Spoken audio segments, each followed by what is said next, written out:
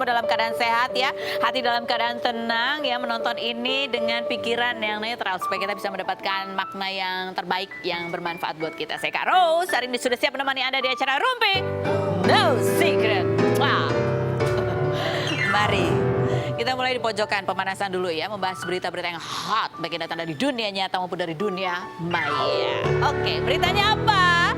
Kita lihat yang pertama ini dari Angela Lee ya. Ini juga agak kaget karena tiba-tiba saja melalui, ini ada dua berita. Sebenarnya dua berita ini dua-duanya kaget ya karena kita nggak lihat sejarahnya di belakang ada apa, tiba-tiba ada pengumuman gitu ya. Dan tapi tetap pengumumannya membuat orang bertanya-tanya gitu ya. Salah satu yang pertama ini dari Angela Lee. Angela Lee itu memposting foto dengan suaminya dengan caption yang mengisyaratkan perpisahan. Padahal nikahnya tuh baru tahun 2020 ya. Menikah itu di 2020 bulan Oktober nih. Terima kasih untuk 4 tahun ini. Hah? Gimana sih? Oh, 4 tahun sama pacarannya kali ya? Bagaimana sih? Apa aku salah data? Inilah akhir dari kisah kita. Terima kasih untuk pertemuan dan ini akan menjadi akhir kisah yang akan selalu kukenang di hati. Terima kasih untuk semua pelajaran hidup yang mendewasakanku dan membuatku semakin mengerti bagaimana berdiri tegak dan pantang menyerah. Begitu ya. Terus ada ini juga, ini apa sih? Ini postingannya dari si suami postingan siapa sih? Oh Angela Lee juga. Ya inilah peace, forgive, forget, and move on. Ada lagi postingannya, kemudian itu di repost ya, dikomentarin juga sama si suaminya. Terima kasih sudah mengisi hari-hariku selama ini. Tidak ada yang aku lakukan lagi selain mendoakan yang terbaik untuk kamu, terbaik untuk dunia dan akhirat. Gitu. Ini bisa baik-baik ya, saling mendoakan. Komentar netizen coba kita baca. Gak tahu kapan kawin, taunya kapan pisah, katanya gitu. Emang kapan sih nikahnya? Ada nggak sih di postingannya? Hah? Ada maunya dia menikah? Foto. Ya kita taunya kita wawancara waktu dia punya pacar putus terus dibalikin mobilnya gitu kan. Ini tahun 2020 kan? 2020 menikahnya. Mungkin karena nggak diundang di Rumpi kali, jadi kita juga bingung kan. Lanjut berikutnya, ada komentar netizen apalagi bunyinya. Dari Angela Lee kita belajar, cantik dan tubuh seksi tidak serta-merta membuat hubungan bertahan. Betul sekali ya. Iya, ada banyak faktor gitu ya. Yang nggak tahu di sini arisan. Yang nggak tahu apa nih? Main arisan aja, nggak tahu. Oh ini dari lapak orang kayaknya ya. Wah pas manten baru hot banget padahal postingannya. Segala kasur basah di post. Itu mungkin kasurnya waktu itu bocor, atapnya makanya dia post, dia lapor bocor. Lanjut berikutnya. Ini yang viral mau itu ya dulu terlilit hutang suaminya. Ya, itu. Oke, yang berikut. Yang berikutnya juga ada tuh postingan yang mengagetkan juga dari Olivia Saliantin, kabar bahagia ya. Kita juga masih menduga-duga sih gitu ya. Jadi dia posting sekaligus juga ada hashtagnya lagu judulnya Buah Hatiku gitu ya. Diposting di YouTube channelnya. Terus captionnya adalah menyambut kedatangan baby Hydro Putro Kusumo gitu ya. Alhamdulillah hashtagnya Buah Hatiku, hashtag Post Music. Selengkapnya segera katanya gitu ya. Nah ini sampai jadi penasaran kan, ini bingung ya. Kita soalnya kurang update tuh ternyata ya, kita ini kurang update. Ternyata kalau scroll ke bawah nih, Olivia juga menikah di tahun 2021, tahun lalu ya. Ada tuh foto, ada postingan pernikahannya. Ini juga di 7 bulan yang lalu juga dia sempat posting ini lagunya gitu ya. Lagu Buah Hatiku gitu. Jadi ketika dia posting ini juga ini momen banyak orang, ini cuma foto tanpa caption tapi banyak orang yang memberikan selamat ya, congrats, alhamdulillah congrats ya. Semoga samawa gitu ya. Jadi kita menduga ini adalah postingan momen pernikahan Olivia Salianti dengan suaminya yang namanya belakangnya ada Kusumo-Kusumonya. Jadi ketika dia posting ada bayi namanya Hydro Kusumo, kita menduga gitu. Itu baru dugaan apakah ini anak mereka gitu ya. Selamat kalau iya, memang semoga berbahagia keluarga kecilnya. Kita baca komentar nih. Oh ada videonya, mau kita tunjukin. Ini videonya seperti ini yang membuat netizen tuh bertanya-tanya. Yang banyak orang kasih congrats itu kayaknya suaminya sepertinya, namanya Daru Kusumo. Lagu tadi Buah Hatiku itu karyanya Daru Kusumo gitu ya. Gitu. Ini masih belum terkonfirmasi semua ya, bingung gitu karena udah lama nggak ketemu Olivia ya. Tapi kita lihat komentar netizen. Wah nggak tahu hamil, taunya udah melahirkan aja. Selamat Kak Olive, sehat selalu bayinya. Gitu. Yang berikutnya kapan hamilnya Kak? Nggak kelihatan katanya gitu. Lanjut berikutnya, Lebaran itu udah lahiran katanya. Semuanya bertanya-tanya. Begitulah ya, kadang kita tuh kaget kalau kita taunya kan orang tuh dari postingan-postingannya. Jadi kalau postingannya agak lama nggak posting, tiba-tiba apa gitu, orang jadi bertanya-tanya. Karena waktu mungkin di dunia maya itu serasa singkat. Padahal yang ya gitulah. Padahal di dunia nyata ya panjang-panjang aja. Yang berikut ini juga sama, kabar kalau beliau ini sempat sakit itu juga kita tahu dari postingan istrinya di sosial media. Apakah sudah membaik, gimana kabarnya, kondisinya sekarang? Kita lihat dulu profilnya Kiwil dan istrinya Fenty berikut ini. Kiwil, komedian sekaligus mantan suami Rohimah yang berusia 49 tahun ini jatuh sakit pada hari kedua Lebaran dengan gejala pusing, lemas, penglihatan kabur. Namun setelah dibawa ke IGD selama 6 jam, dokter menyatakan jika di tubuh Kiwil terinfeksi banyak virus. Selama sakit, Kiwil ditemani istrinya Fenty Vigianti yang ia nikahi secara siri pada tahun 2020, di mana sebelumnya diakui Kiwil sebagai partner bisnis bebek saat Kiwil masih sah menjadi suami Rohimah, wanita yang ia nikahi selama 22 tahun hingga dikaruniai 4 orang anak. Benarkah jika Kiwil sakit adalah pengalihan isu karena dikabarkan tak menafkahi anak selama Rohimah tinggal di Turki? Benarkah Fenty mengontrol HP Kiwil hingga Kiwil jarang merespon chat dari anak-anak soal keuangan? Saksikan kisah selengkapnya hanya di Rumpi No Secret. Oke, kita sudah bersama dengan Mas Kiwil. Ini juga lo kaget, aku tahu-tahu ketemu lagi rambutnya udah ubanan semua gitu ya. Apa kabar Mas Kiwil? Alhamdulillah sehat. Kita kemarin lihat kabarnya dari Mbak Fenty di sosial media dan dari beberapa teman yang kenal Mas Kiwil juga, Mas Kiwil sakit banget gitu, kayak parah sampai nggak inget gitu. Iya. Dan sekarang katanya masih ada efeknya, suka lupa-lupa gitu. Lupa. Betul? Serius? Lupa apa yang dilupain? Tadi di luar juga begitu. Apa kayak agak lemot gitu. Waktu itu apa sih yang dirasain Mas Kiwil? Apa ya? Pusing? Semuanya. Semuanya, kepala sakit? Dari kaki, betis, paha, selangkangan, perut, sampai dada, sampai kepala. Itu semua sakit. Dan itu dirasain 2 hari sesudah Lebaran. Iya. Kan pada saat itu kan sempat main ketemu anak-anak juga kan. Anak-anak juga Ada sempat kunjungan main. juga dari ada kunjungan. ini. Itu belum sakit waktu itu? Masih ya udah mulai. Cuma udah saya sakit. nggak tampakkan Mas. Nggak ngerasain? Nggak inilah. Cuma parah-parahnya waktu pas udah nggak kuat lagi lah saya badan. Demam juga? Demam ada. Apa yang terlintas pada saat itu, sakit banget? Itu katanya sudah sempat ngebayangin yang enggak mimpi yang... Jadi sempat ngomong curhat sama istri kan ini udah. Ibaratnya apa ini keingetan di otak itu ya almarhum Sapri. Jadi ketika ngelihat bagaimana almarhum gitu, apa sakitnya sama kayak saya gitu. Jadi sakit, sangat sakit, sangat luar biasa. Jantung ini kayak ditusuk-tusuk, kemudian paha, betis, kaki semuanya itu tidur udah nggak bisa, kemudian kepala juga tegang, udah badan tuh udah kayak kesemutan semua, bahkan untuk napas pun udah sepenggal-sepenggal gitu ya. Makanya dia bilang udah minta ikhlasin aja sama istri, udah ngomong gitu aja. Udah ngomong gitu? Udah minta tasbih, udah buat itu, udah. Kenapa minta maaf ke istri, minta diikhlasin juga? Hah? Minta maaf juga sama istri? Ya udah minta maaf sama istri juga. Emang salah apa Bang Kiwil? Hah? Salah apa? Ya takut belum berbuat baik gitu loh sama ini. Takut belum berbuat baik. Terus apalagi setelah momen melewati itu, sekarang kondisi Bang Kiwil tuh gimana? Masih ngerasa sakit? Masih cuma lagi masa inilah, masih terapi lah. Terapi sama obat-obat herbal masih. Obat herbal dari dokter ada juga masih obat. Konsumsi obat. Masih kontrol juga. Masih. Belum tahu tapi penyakitnya apa? Belum, masih observasi ya. Masih observasi. Tapi setelah melewati momen sakit yang luar biasa seperti itu, sampai kebayang temannya Mas Sapri yang sudah meninggal gitu. Setelah melewati itu, apalagi sekarang yang menjadi kekhawatiran atau yang berkecamuk atau yang ingin dilakukan Mas Kiwil? Yang pasti ya ini yang terbaik aja lah. Mau melakukan yang terbaik aja lah buat orang lain, buat keluarga, terutama buat Fenty. Misalnya ya. Satu, kayak gimana tuh berbuat? Ya, yang pastilah yang orang kenal Kiwil tuh gimana gitu ya. Apa yang mana nih? Yang nikah melulu? Ya, yang tukang kawin lah. Iya gitu. Itu mau diperbaiki. Ya, saya bilang sama Fenty, makasih. Mudah-mudahan kamu yang terakhir. Pakai ada kata mudah-mudahan. Ya kalau gue mati Iya, astaga. Ya itu mudah, kalau enggak berarti ada kemungkinan gitu maksudnya nikah lagi. Enggak ada kemungkinan lagi. Maksudnya kamu yang terakhir dah. Yang terakhir. Udah ibaratnya udah enggak ada kepikiran lagi sih untuk bagaimana udah. Yang kedua apa?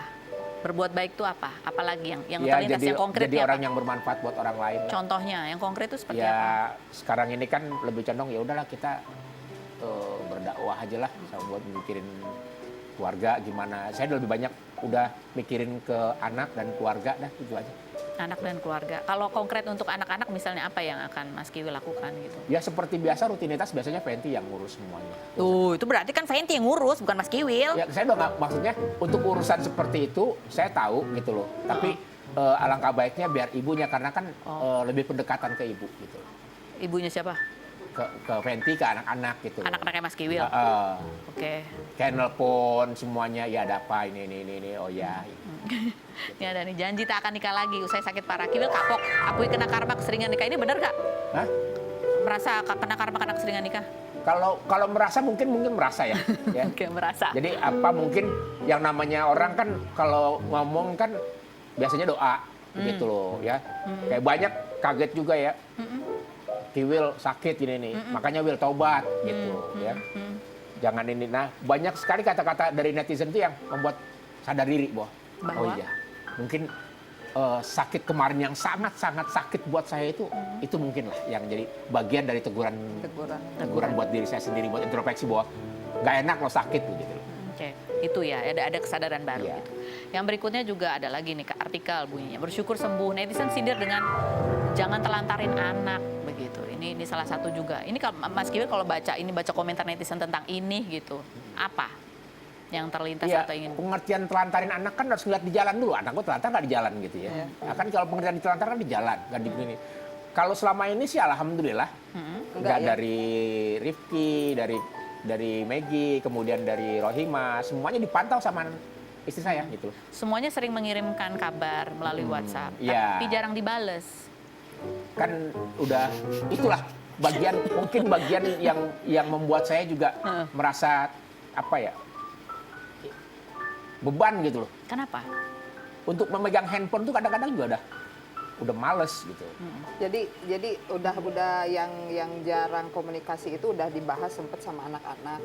Jadi kenapa alasan ayahnya nggak mau ngebales setiap pesan dari anak-anak gitu. Kenapa? Jadi kan kadang gini, ketidaksiapan ayahnya itu berkata tidak. Terutama masalah kebutuhan ya, kebutuhan anak-anak. Di saat anak-anak meminta, nah beliau tuh tidak bisa mengatakan tidak. Tidak Harus bisa tidak. mengatakan tidak. Tidak. Jadi Kenapa mengatakan tidak itu karena apa? jadi ya, karena saya contohnya orangnya gitu. kalau Kalau apapun yang dia minta sama anak, saya harus katakan iya. iya. Sama anak pasti begitu. Semuanya begitu. Tapi terpaksa mengatakan tidak itu kenapa? Karena memang tidak mau atau tidak bisa? tidak bisa, tidak mampu ya. Bukan tidak mampu, takut terbiasa lagi. Maksudnya? Terbiasa saya manjakan dengan sesuatu yang Nah, itu. janji-janji gitu. Misalnya, ya besok aku mau liburan ini. Saya harus mau ngomong apa gitu loh. Dan saya nggak pernah mengatakan tidak gitu. Oh ya, Oke. jangan lupa ini. Oke, siap. Oke. Jangan lupa ya, nanti transfer. Oh siap. Dan saya nggak pernah mengatakan tidak. Dari dulu juga, semua. Kenapa kalau mengatakan iya terus dan takut menjadi kebiasaan? Emang kenapa? Itu menurut Bang Kiwil tidak baik kah buat Ya memang anak-anak? sangat-sangat tidak baik. Tidak baik. Jadi kadang-kadang kayak kondisi saya sakit gitu. Sampai orang mengatakan sesuatu untuk meminta kepada saya juga, saya nggak mungkin mengatakan tidak, harus iya gitu. Tapi kan kalau anak-anak, kalau aku nggak tahu ya gitu ya. Apakah Mas Kiwil memang ada budget bulanannya untuk anak-anak? Setiap bulan rutin gitu adakah? Enggak. Ada. Ya Enggak. kalau dari ini Enggak. bukan bulanan maksudnya, setiap jadi ada gini, rezeki Yang gitu. rutin ya. Karena situasinya ayahnya anak-anak ini memang lagi down. Kita kehidupan di Bandung pun lagi memang semuanya dari nol. Nah, ayahnya sering menutup komunikasi dengan anak-anak itu, tidak bisa mengatakan tidak. Jadi iya, sedangkan situasi ekonomi di Bandung tuh, ekonomi ayahnya itu tidak sesuai kemampuan yang anak-anak minta gitu. Nah, saya selalu ngontrol anak-anak itu. Kalau bulanan nggak ada. Intinya kalau setiap ada uang kirim, setiap ada uang dikirim gitu. Besar dan kecilnya pasti saya dibagi-bagi ya Pak ya, dibagi-bagi gitu. Itu pun karena bukan satu, jadi Banyak. kadang karena banyak itu kadang saya sering memprioritaskan yang tiga dari istri pertama ya, dari Pak Rohima. Kadang Abang, Dinda, Awil itu selalu saya prioritaskan. Justru bahkan dari anak-anak yang dari Teh Megi itu sangat jarang. Jarang. Sangat-sangat, dan itu sangat jarang. Selama menikah ya Pak, sama saya selalu diprioritaskan itu abang, Awil, dan Dinda gitu. Dan besar kecilnya itu ya sekemampuannya beliau gitu. Ya, jadi memang tidak ada yang rutin begitu ya? Tidak ada yang rutin. Oke. Nah ini pada saat anak-anak dalam keadaan ibunya pergi jauh gitu ya, Mbak Rohimah pergi gitu. Dan berharapnya ada bapaknya, kalau ada apa-apa bisa minta tolong bapaknya gitu. Mas Kiwil sempat tahu nggak bahwa anak-anak itu sempat bingung juga mengatur keuangannya gitu ya. Coba kita lihat, ini kisahnya Awil, kisah dari siapa yang cerita? Mbak Rohimah, kita lihat. Awil dong, telepon. Bun, kita mau puasa. Cuma makan nasi sama kerupuk. Aku bilang, emang ayah kamu nggak ngubungin kalian? Sekalian nggak ngubungin ayah. Kita hubungin nggak dijawab-jawab. Kita WA nggak dibalas-balas. Kita juga sempat bertanya ke Nanda ya, Nanda sebagai anaknya Mas Kiwil, kan dia sudah berusia dewasa ya, sudah 22 tahun gitu. Dia sendiri karena sering nggak dijawab, akhirnya dia memutuskan ya untuk mengurangi WhatsApp ke Mas Kiwil. Ketika saya tanya, emang anak-anak tuh hanya WhatsApp untuk minta uang? Ini jawaban Nanda, kita lihat yang berikut. Mungkinnya karena stres kali, anak-anaknya sering nelponin, error minta duit gitu. Enggak sih. Enggak, Aku aja udah ngurang-ngurangin chatting. ngurang-ngurang chatting. Biasanya berapa jadi berapa kali? Biasanya full seminggu ngabarin nih. Ya sekarang ya seminggu sekali. Mau dibalas syukur nggak dia udah. Enggak, ini udah. Kalau minta uang gitu, pada saat 4 bulan itu memang sering banget. Bukan minta uang ya, tapi laporan keadaan rumah. Aku nggak pernah laporan. minta uang. Aku cuman, nih pulsa listrik tinggal segini. Terus beras gini-gini. Udah, aku laporan aja. Kenapa kamu laporan aja? Ya, Ngejaga jangan sampai salah paham menurut dia. iya seharusnya. Soalnya kalau- kan yang sering buka handphone bukannya ayah, tapi istrinya. Takutnya kalau aku minta uang, misalnya minta uang, terus ayah bilang malah pas pulang misalkan nggak ada apa-apa, ntar malah aku yang disalahin, malah dikiranya uangnya buat apa nih gini-gini. Betul gitu nih, Mbak Fenty ada di tengah-tengah ini berarti ya, karena Iya. Mas Kiwilnya nggak mau baca WhatsApp, serahinnya ke Mbak Fenty Iya. gitu. Jadi begini ya, kalau misalnya abangnya seperti itu, jadi saya sih cuma bisa senyum aja. Jadi ada beberapa orang yang silakan tanya, jangan saya sendiri gitu. Ada asistennya, ada manajernya yang tahu seperti apa. Jadi kalau misalnya saya transfer, apa harus setiap bukti itu saya kasih tunjuk ke setiap Ya memang orang? memang ada gitu. Ada. Terus kalau misalnya setiap saya ketemu ngasih uang secara langsung, saya itu harus laporan sama pihak-pihak yang lain. Jadi alhamdulillah apa yang misalnya baik abang atau enggak mantan Mbak Rohimah yang barusan itu, sepertinya stoplah drama-drama seperti itu tuh. Perjuangan ayahnya tuh untuk nyekolahin anak-anaknya, untuk nyekolahin untuk nyukupin kebutuhannya itu cukup berat. Masa sih harus saya tunjukin gitu. Dan saya nggak pernah, yang dibilang saya yang buka HP-nya itu saya nggak pernah. Saya nggak pernah buka HP beliau. Justru Jadi yang baca siapa? yang baca tetap beliau. Tapi nggak dibahas.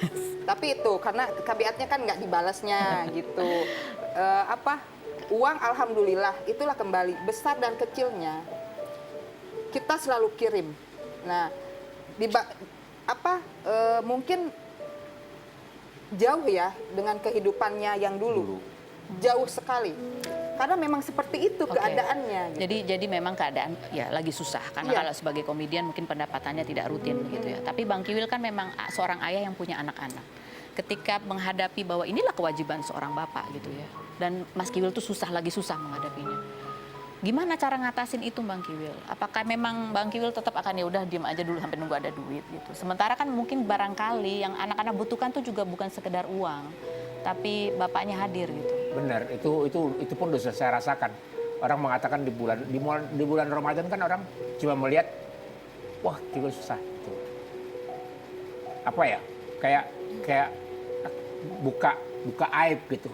Apa perlu Kiwil ketika sholat nangis minta sama Allah tentang bagaimana anak gitu kan, nggak perlu yang kayak gitu. Sakitnya ya cuma biar saya yang rasain gitu. Saya tahu sebagai seorang bapak tuh saya sakit gitu.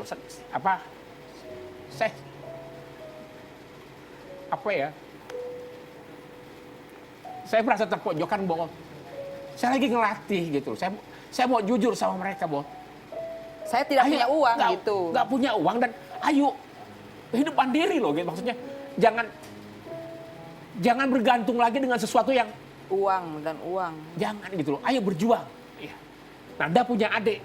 Dari awal ayah bilang, Bang, ayah nggak mau jauh. Tapi memang keadaan harus kamu terima. Kamu sendiri mengatakan, ayah kuat. Ayah kuat. Sekarang baliknya pada abang. Abang juga harus kuat. Sekarang kan ada adik semuanya. Tolong gitu loh. Bantu ayahnya. Saya, kesannya semua permasalahan itu, bapaknya aja yang nggak bener. 17 tahun, 21 tahun di rumah tangga cuma dianggap sebagai seorang suami yang nggak bertanggung jawab. Dan ayah yang Mereka sekolah dari TK sampai ini, mereka punya rumah, punya apa semuanya. Itu hasil perjuangan bapaknya. Sekarang udah perkara seperti ini, seakan-akan saya ini terpidana banget. Makanya saya bilang curhat sama, jangan ulangin lagi. Saya nggak mau. Saya cukup lah. Saya cukup sebagai orang tua yang merasakan bagaimana sakitnya. Nggak sama keluarga dibully, sama masyarakat dibully. Biarlah, sakit.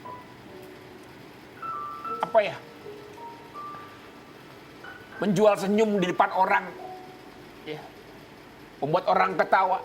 Ya selesai itu langsung habis lagi. Dan itu kan nggak pernah berhenti.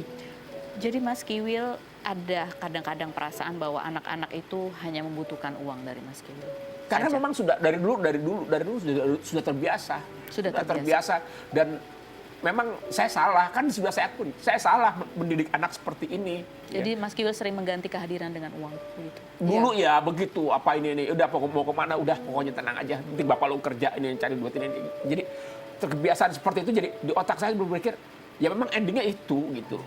Karena apa, saya tahu kamu punya kebutuhan, apalagi ditinggal sama ibu di luar gitu loh. Bulan Ramadan, 3 orang, mereka puasa sahur sendiri, buka sendiri, nggak punya apa-apa. Emang dipikir bapaknya diam di sana? Enggak. Saya tahu punya perasaan. Bah, anak-anak lain, anak-anak artis lain beli baju baru, sepatu baru, lebaran bisa jalan-jalan. Anak saya gimana? Saya sakit dibully. Cuma saya bilang, sabar. Akan ada waktunya nanti. Saya bilang sama anak-anak, sabar saja sayang, sabar. Mungkin yang kita juga pengen tahu, kenapa pada saat itu Mas Kiwil nggak datang gitu?